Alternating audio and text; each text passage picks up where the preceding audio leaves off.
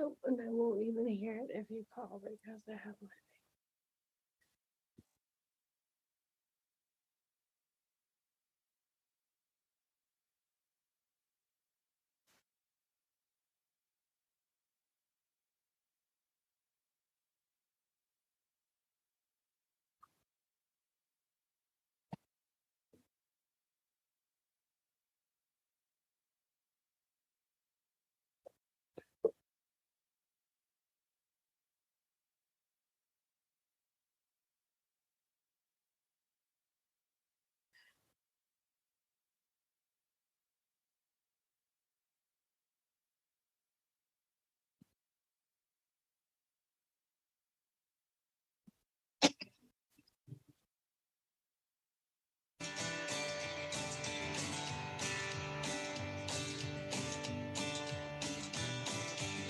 It's just a theory, but it might.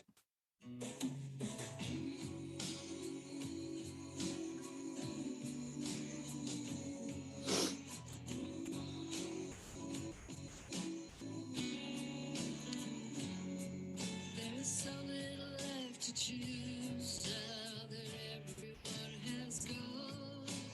What was passed on to me is now all worn down. There's dirt on my shoes. Where once there was gold, lost for so long. It's the only way I know. I'm on a dirt road to heaven, walking in my own direction. I heard that there's a highway in the sky, but it's not mine. No, it's not mine.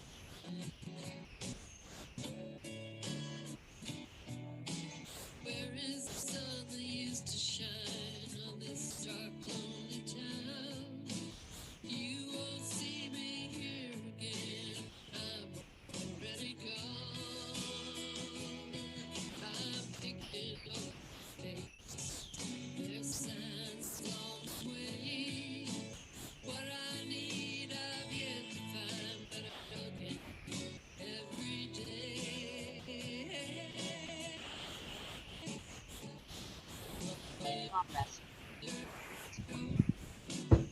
Hey, Hi, your I'm sorry. visual and I everything. thought Just you a were second. going to be getting on with me because it was I'm turning off this music.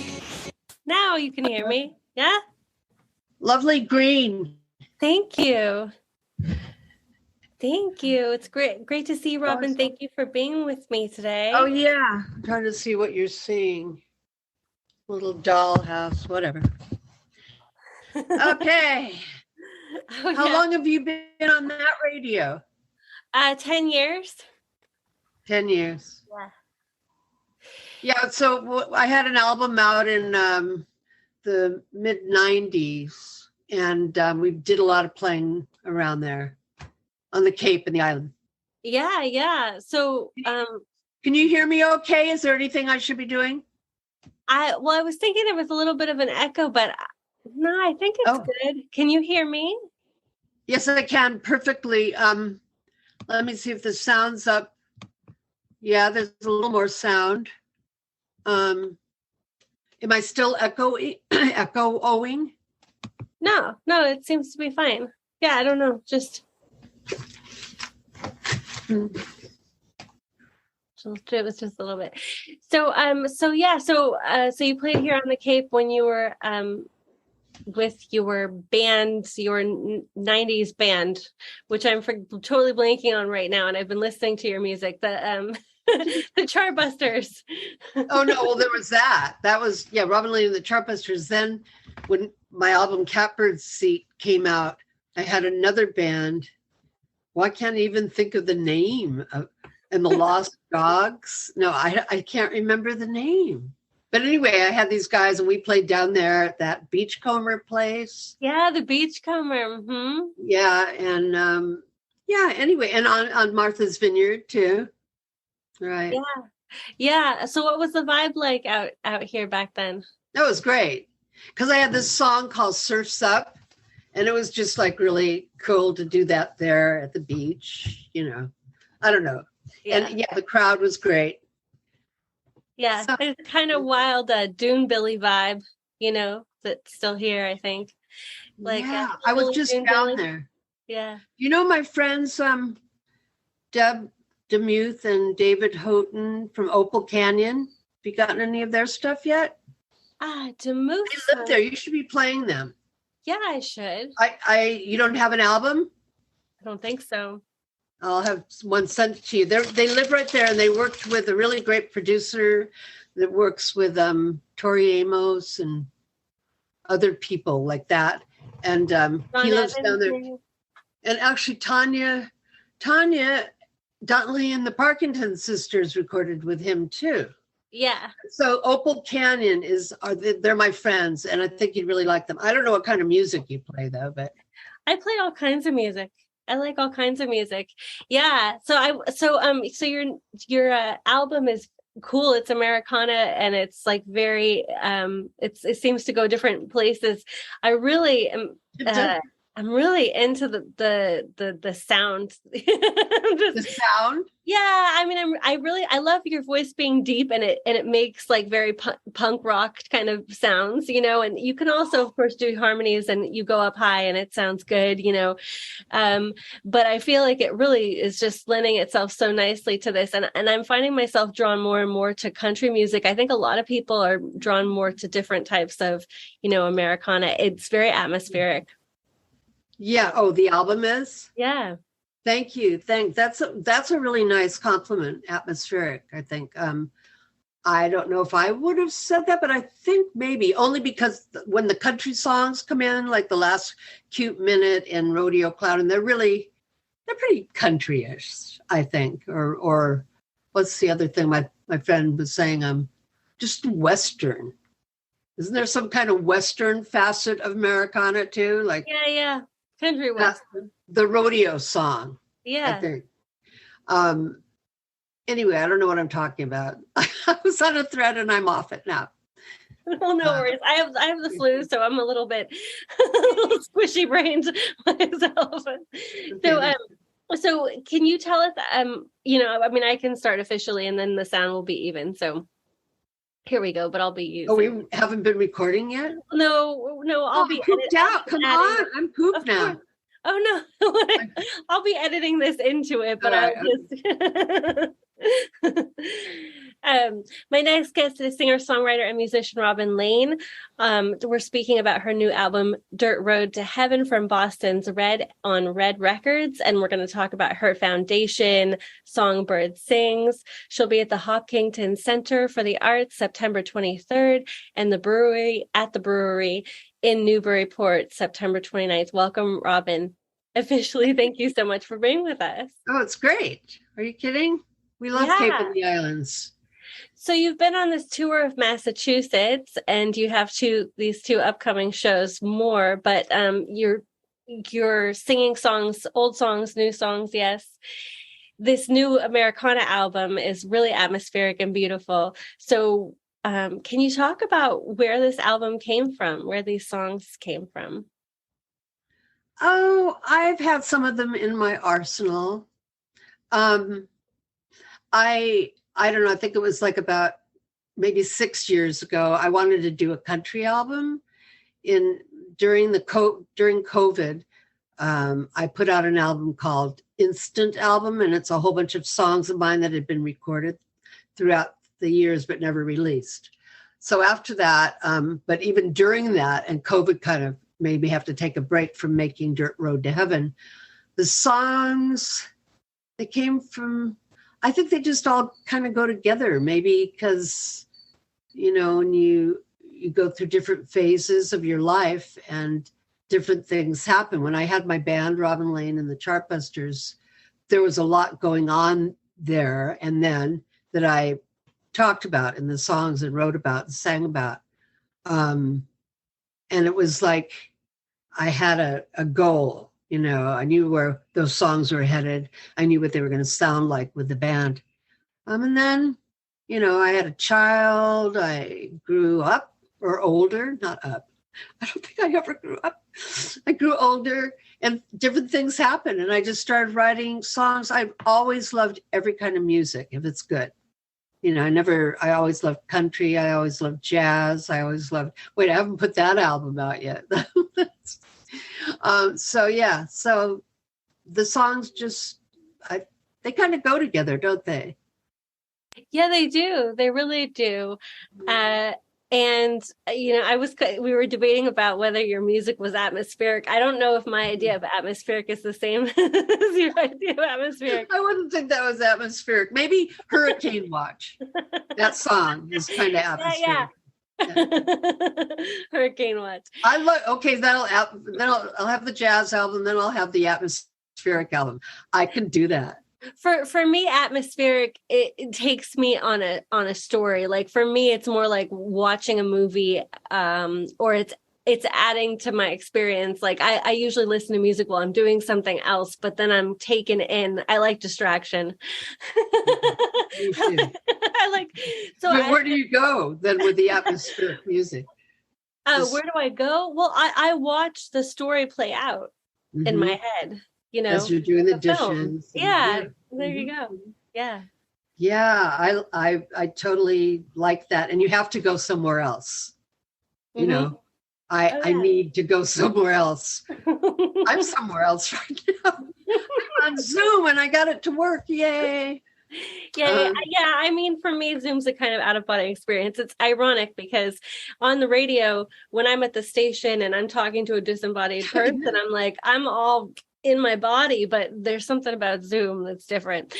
But I'm glad that we could meet. Hi.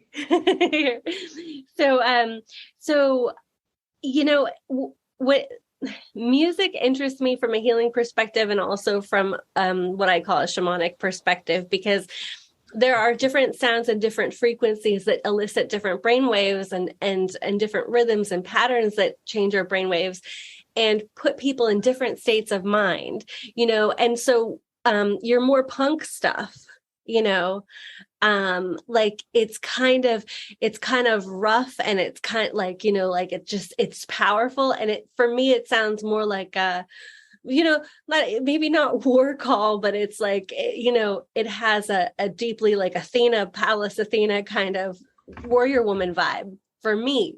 So I'm kind of wondering what the experience of that band was like for you, the Chartbusters. I mean, because it you have more new wave stuff and more like pop stuff, but you also have these kind of like, magic and synchronicity and being at the right place at the right time, meeting those guys who kind of had that Byrds flavor, with the guitars.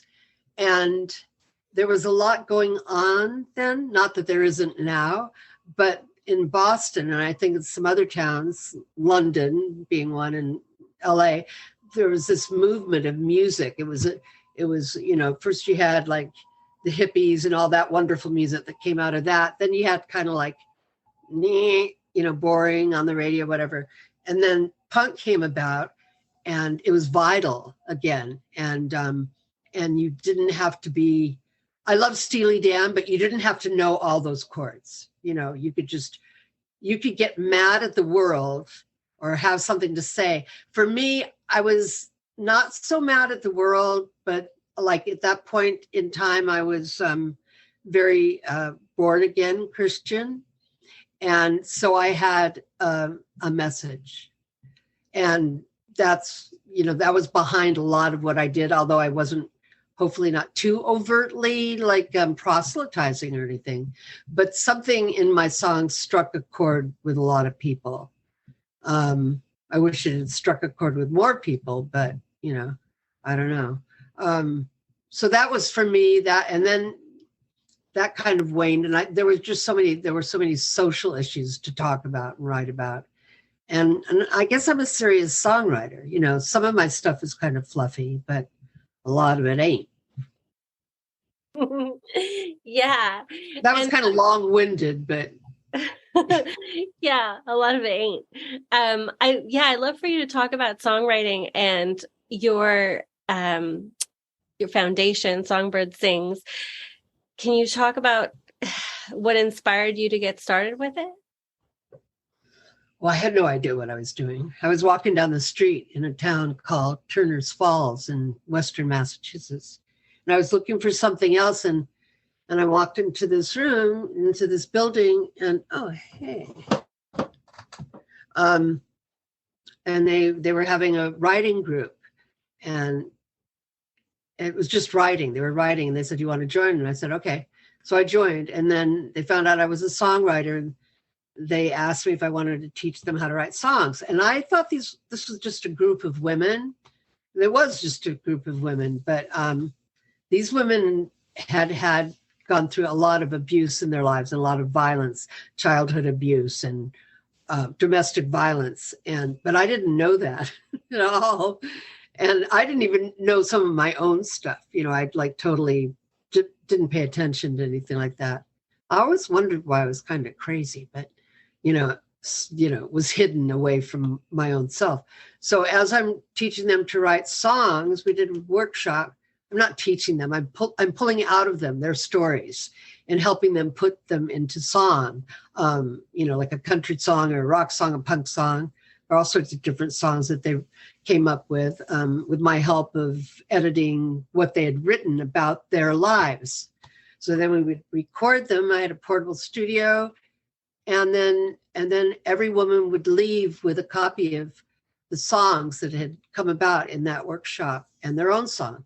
And it's somehow like getting to hear this thing that you are outside of yourself was so healing for them. And it's not like you're cured or anything, but it's really puts the healing ball in motion, I think.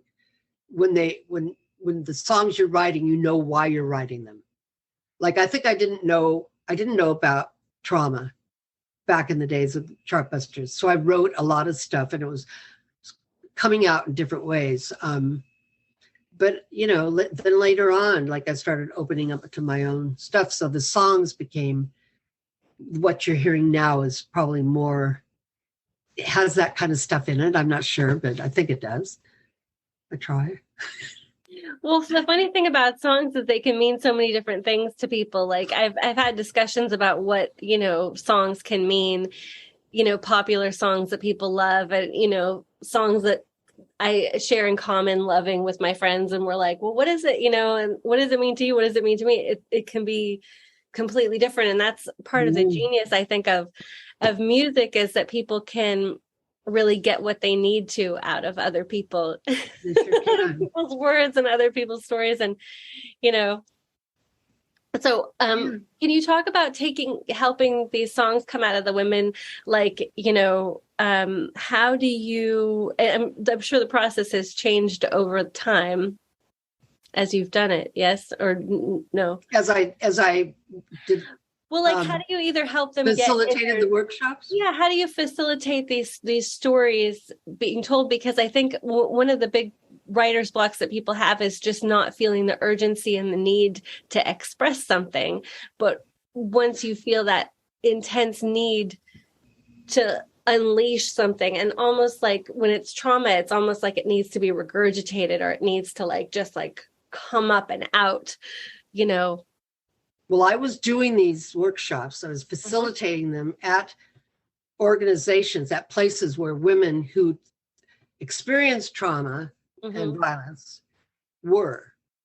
They went there to do a workshop of some kind. Usually it was writing.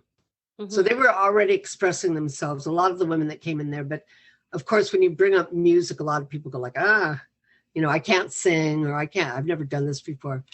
So I don't know how I came up with this, but what I did was I immersed them for about a half an hour in songs by other people that really had to do with something that would make them, that would pull stuff out of them, like Laura Nyro, Gillian Welch. What's her name? The one that kind of sounds like, Lucinda Williams. Like just anybody. I'd go all over the place. Tori Amos, well, I could go on, but so they'd be listening to these songs. And as they were listening, I'd say like, well, so if anything's speaking to you or you're getting triggered or anything that wants to come out, just write it down. Just keep writing. If you have take something from the song, that's fine. This is going to be your song and it's not going out into the world, but it's going to you. So write what you feel, what you need to say. And they all did that. They all did it. Some easier than others. And then some wanted to sing their songs. After they wrote it down, some were lyrical and I could just pick up a guitar and sing that song and or those lyrics. And then others, I had to do a lot of editing. This one woman, her writing was like this mouse size, and it was like pages and pages because am I able to tell what some of these things were, or is that too much? Oh, on the bottom? Like her experience. So I'm sorry. I thought it was a real question. Yeah. Yes. She'd been trafficked, this woman, by her pedophile doctor father. Wow. I'm not mentioning names.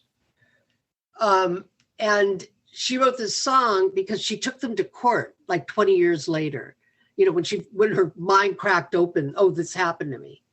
You know, this terrible thing. So she took them to court and they walked in with those books that some therapists were handing out in those days called false memory syndrome.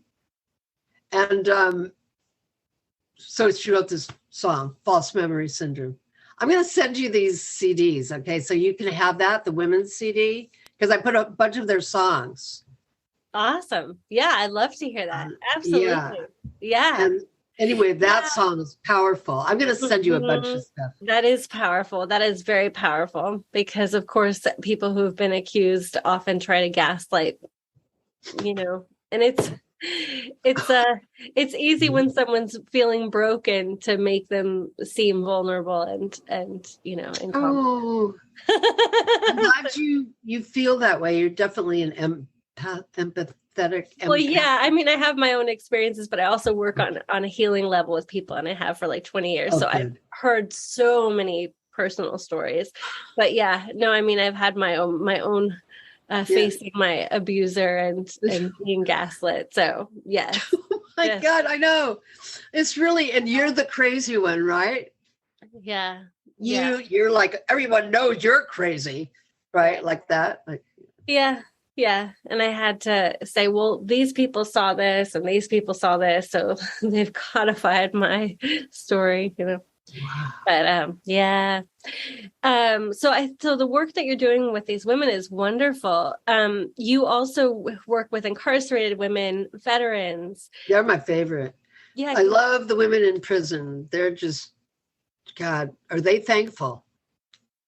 The other women sometimes are thankful and other times there's so much trauma going around, you know, it's like in backlash.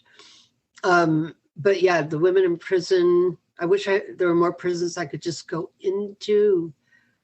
Now I need to get paid. I was never like charging anything to anybody and I'd write grants, but a little bit of something would help.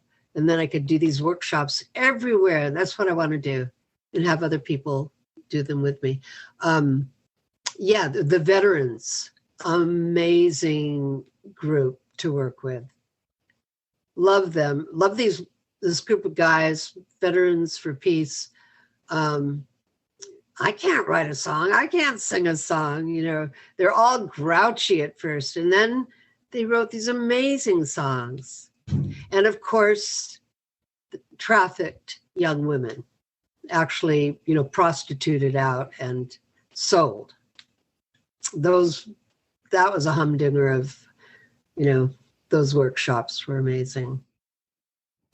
Yeah, I mean, my understanding is there's been a switch in paradigm where people understand that they're victims because they've been groomed and they feel helpless and they're put in a situation where they don't, because through physical abuse or the threat of abuse, they don't feel that they have any autonomy or choice. So it's and then there's a lot of guilt, I think, that they have about their situation. And so it's I would think that would be a real emotional really journey to hard. climb out of that. Yeah. Yeah, and I mean, there aren't enough, but there are organizations that work with these young people that's happened to and give them opportunities. Like I've done songwriting workshops with them, recorded, but they get, they can go back to college, and there's a lot of therapy going on because they need to feel good about themselves again. Yeah. Yeah. And you've worked with Pearl Jam's Vitology Foundation. Yeah. Can you talk a little bit about that? Well, I didn't really work with them. They gave me they played at Fenway, and I think they half of whatever they made from they decided to split some money up with some of the organizations that Foundation to be Named Later works with. Do you know them? No, not. I can't recall. It's a foundation that I was hooked up with, started by Theo Epstein and his brother Paul. Theo is a manager of the Red Sox and now the Cubs. And Peter Gammons, sports guy. And so they started this foundation to raise money for organizations, and then Pearl Jam got involved with them. One really interesting thing about music and its potential to heal people is the drumming aspect of the song composition. Like once you add the drumming, it adds this whole other level too. I think I had read something about drumming being part of I think there was somewhere you said something about drumming, and I know that like it's been used with veterans for healing.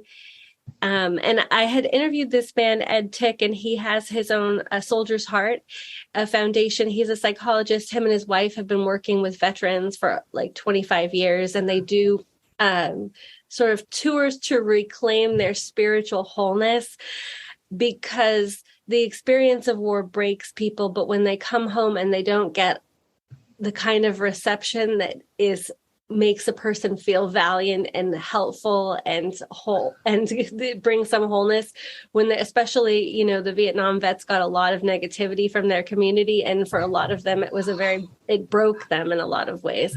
And there's something about drumming, it stimulates all the parts of the brain and everything. What are your thoughts on drumming? I mean, you've worked with many bands, you play guitar,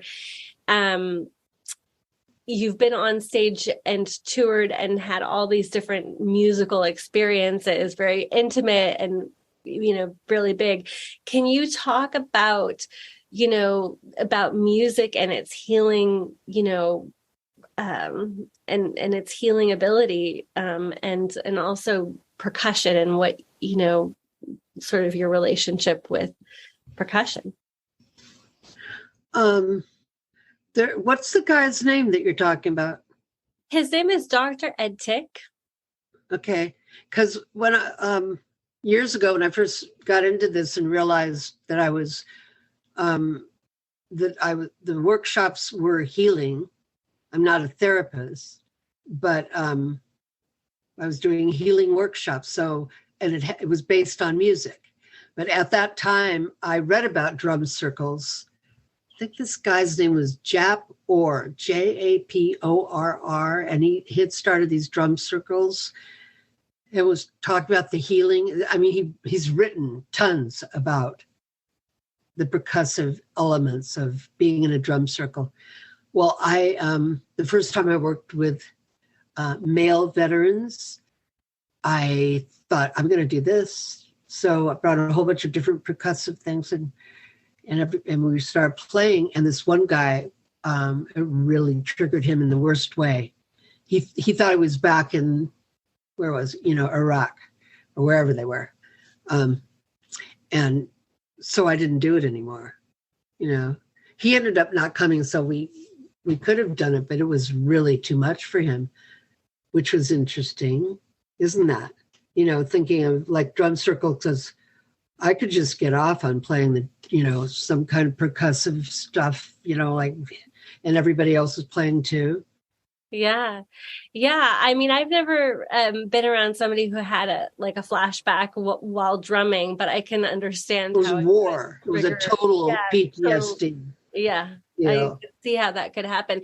But yeah, I mean, this guy and his wife have been advocating drum circles and drumming. But he also is a big proponent of working with dreams, and he creates an atmosphere for his overnight things where they basically, there's this ancient Greek healing technique. They used to have these Asclepian dream centers where they would do all kinds of mind body healing practices, and early psychotherapy was actually dream analysis, dream interpretation, and then these priests and priestesses would lead people into a dream sleep on an individual basis and just hold space for them like they're a baby while they dream.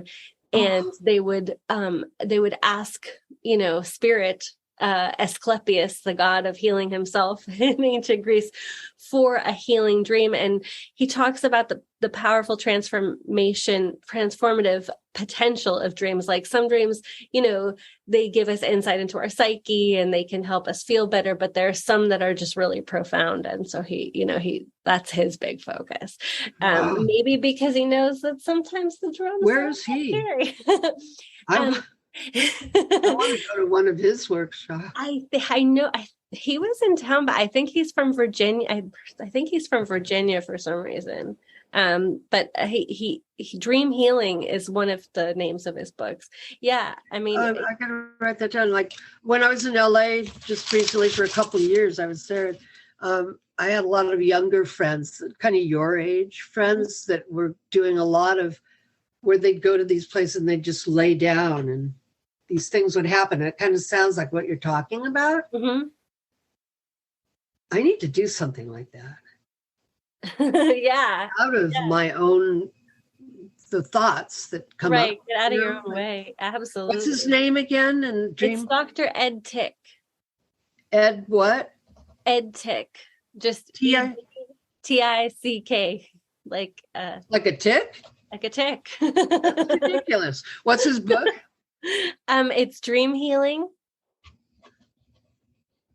Okay. You have to meet Deb. Wait, do you live down there on the Cape? I do, yeah. Where? Orleans. She lives in Brewster. Oh, cool. Yeah, just like 15 minutes. And she's the best. And she moved there because she got this job. I can't remember what it's called, but she oversees all the mental health stuff on the Cape and the islands. And she just told me that she's been with all the Venezuelan people. Oh, that's wonderful. Helping them. And she said they're like beautiful people. And she has this band called Opal Canyon. Oh, very cool. Which I'm going to send you everything. I'm going to get everything from you. Okay, awesome. Great. Yeah. Okay, so she's working right now with them at the military base. Yeah, with the kids, the people that were dropped off on the right, island. I know. It's unbelievable. I know. I'm laughing, but like I put on my Facebook, how could anything be? What an ass! It's so cruel. So and making fake pamphlets that say that they're going to get like a certain cash advance or something, like that they're going to get all of this money up front to help them, and that they're going to have jobs that are ready for them and clothes, like that they're going to have everything. It's all ready for them. It's cruel. And they've done this before. They did this to Black people in the South, sent them up north. Same kind of thing, But anyway, yeah, and actually, the South, I forget if it was was that Alabama? We had some folks sent here in the early '60s to Hyannis, and same kind of thing where they said same kind of thing. Yeah, they were sent to Baltimore or wherever to somebody famous, a politician who was for integration and all that, but I can't remember who it was. It was somebody pretty well known, and they sent these people from Alabama or Mississippi, I think it was Mississippi, up to his house, and it wasn't even his house, and they all the lies too. I don't know what happened. Actually, it was a family that they sent up there, but well, whatever. Any other questions? Yeah, I've got some more questions. So Okay. I'm gonna play Dirt Road to Heaven. So do you have That anything? song? I mean, I'm not gonna play it right now, but I'm gonna add it. So do you have anything to say about Dirt Road to Heaven? I don't know. It's like I really, I'm not on a golden road to heaven, that's for sure. I'm on a dirt road my whole life. It's really been a dirt road, and I really like dirt roads. But they can get a little scary sometimes. So that song was just a made up song, but when I think about it, it's kind of about the end of the world, end of the good stuff. And there used to be gold on the streets, meaning happy, I guess, or something that we perceived as happy. Maybe it wasn't even happy. Maybe it was fake. I hate fake. I just can't take it. Okay. But then, yeah, so dirt road, it's totally apropos. It's me. That's it. Walking in my own direction. That's what it says. And I don't like to be told what to do. So, and in a lot of ways, that's like hindered me. So I'm gonna also play Women Like That. Is what Woman Like That. Yeah, Gotta play that one. That's the next video. Yeah, okay, very cool. I look forward to seeing that. Yeah. So what inspired you to write that? Come on. Have you listened to the lyrics of there was this woman. Oh my God, this story. I can't take it. So she was I'm not going to really get into the whole thing, but she was a fan. And I moved out to LA for a while. She moved out to LA. Then I moved back and she moved back. I think she wanted to have a relationship with me. I wrote about that in a verse. And she was just nutty woman. And so I wrote a song about her. Why do I have to know a woman like that? But one of the verses is about how somehow she tracked me down again. And I hadn't seen her in years. And I was on my way to see Opal Canyon, actually. And I step out of my house and there she is. I couldn't believe it. So she left me. She's not going to see this. I couldn't talk to her. And I left her. I said I'd come back and she wasn't there, but she left me a bottle of jam. And it was really nice. So I put it in my kitchen and then I saw her come back and she said, "Oh, do you think I can have that jam back?" And I said, "Well, yeah, sure, but why?" And so later on, people were telling me, because I told that story one night, and maybe that she put poison in it. Oh man. I don't know. I think sometimes people are Indian givers, and I mean, that's It's just like she thought it was poisoned. She told me she thought it was poisoned. Oh, she thought. And that's why she was taking it back. I forgot that part. Oh, That's wow. I don't know how that happened. Wow. She said, "Oh, I want it back." I said, "Well, yeah, you can have it back." She goes like, "It could be poisoned." Wow. Nice. Yeah, but anyway, so that's it. You're going to hear a woman like that, and now you'll know. And now you'll know. So folks are going to be able to hear you live at the Hopkinton Center for the Arts, and that's going to be happening September 23rd. Folks can go to hopartscenter.org to buy tickets, and then also the brewery in Newburyport, and folks can go to nbptbrewing.com for your concert the 29th. Hold on a second, okay? Hold on. Mm-hmm.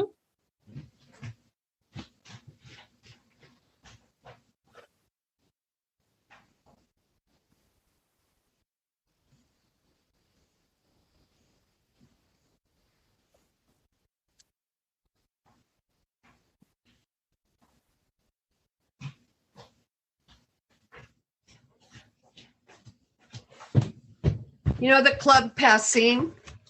Mm-hmm. Well, I haven't been there, but I've heard of Playing it. there on January 6th. Oh, cool. Um, Awesome. But I thought this is how people can find out about me. Patreon.com, Robin Lane. Coming They can soon. join if they want to, and Yeah. it's cheap, and they get everything new that I'm doing. Yeah, so that's cool. And yeah, and we'll find us maybe if you play us or the album, maybe we'll get to play down on the Cape. Yeah, I'll be playing this album for sure. So yeah, why not? It'd be great to have you guys at the Beachcomber again too. Don't you think that'd be really kind of cool? I do. Are they open during the winter? They're open in part of the fall. I mean the shoulder Part of the fall. season. Yeah, well, wonder if we could get down there now. I feel like they would extend it, whatever their last date is. They'd be like, "Oh, come back." We could You come know? down there because my friends could put us up. Opal Canyon. Mm-hmm. Is Yeah. Orleans is right. Oh, you have the yummiest shop there. It's totally yummy with yummy snacks and cakes and The Cottage Street Bakery, no. Hot Chocolate Sparrow. What's the name of that beach? It starts with an N. Oh, Nauset Beach. Yeah, Nauset Farms. Oh, Nauset Farms. Yeah, yeah. Isn't that it? Yeah, they bake their own. Yeah, they bake their own stuff, Delicious. like sweet potato pies and things. Yeah, They have everything and really yummy do. dips. they do. They have some organic stuff and lots of produce. Yeah, it's cute. Yeah. It's cute for sure. Yeah, we have a lot of nice little places here. Orleans is a really great little city for sure. Well, thank you so much, Robin Lane, for joining us today on Healing Wisdom. You are awesome person for DJ. I just got off the phone with another DJ and I was like, brain dead. Or like, the DJs that are like, they're just up and they're just like this. And they're, like we're on KTL, like that. Right, and like, right. I'm doing like, Well, I'm off coffee because of my cold. I decided to just not be on coffee for 3 days. And so I've had this massive migraine. I'm not usually like super sorry. peppy, but I do like healing work. So I'm in my healing sanctuary. God, I want to come there. When I come back, I need to go to you, whatever you're doing. Okay, sounds awesome. So we can say goodbye for the radio, but I need to get your address so I can get people to you. So you can meet Deb. You'll love Sure. Deb. She will love you. What's her last name again? Deborah DeMuth. DeMuth. Okay. DEMUTH. And I'll get her to give you a call or text or whatever. What would be the best way for her to reach out to you? Yeah, I mean, she could text me, email me. That's the best. I'll have her text you. What's your text thing? It's 310 Mm-hmm. 591 Mm-hmm. 6996. 6996. Correct. Yeah, you have to hear their music too. And Yeah. she's just so wonderful a person. And you'll see. And you are. Wow. So great. Like, Thank wow. you. You're wonderful And- too. And I'm really I'm excited for all that you do. Give me your address and I'm going to send you a couple things. It's P.O. Box 15, Uh-huh. 1598 1598. in Orleans, Mm-hmm. and it's 02653. Okay. Yeah. Well, thank you so much. It was just really great to be in your presence.